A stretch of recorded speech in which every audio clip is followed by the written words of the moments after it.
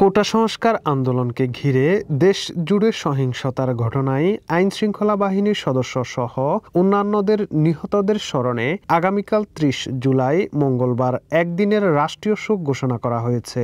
২৯ জুলাই সোমবার প্রধানমন্ত্রীর কার্যালয়ে অনুষ্ঠিত মন্ত্রিসভা বৈঠকে এই সিদ্ধান্ত নেওয়া হয়েছে। সভায় সভাপতিত্ব করেন প্রধানমন্ত্রী শেখ হাসিনা। রাষ্ট্রীয় শোক চলাকালে কালো ব্যাজ ধারণ এবং দোয়া অনুষ্ঠান করবেন সরকারি কর্মকর্তা কর্মচারীরা।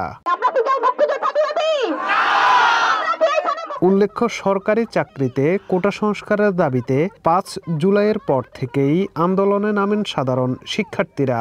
এই আন্দোলনকে কেন্দ্র করে ভাঙচুর সহ দেশের বিভিন্ন জায়গায় সহিংসতার ঘটনা ঘটে।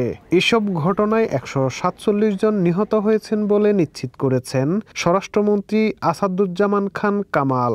২৮ জুলাই রোববার সচিবালয়ে নিজ দপ্তরে সাংবাদিকদের সাথে ব্রিফকালে তিনি এ তথ্য দিয়েছেন। স্বরাষ্ট্রমন্ত্রী বলেন, সাম্প্রতিক সহিংসতায় এখন পর্যন্ত ১৪৭ জনের মৃত্যুর সংবাদ তাদের হিসেবে রয়েছে। এর মধ্যে ছাত্র যারা নিহত হয়েছেন তাদের মধ্যে ছাত্রলীগেরও কয়েকজন কর্মী রয়েছে বলে তিনি জানান।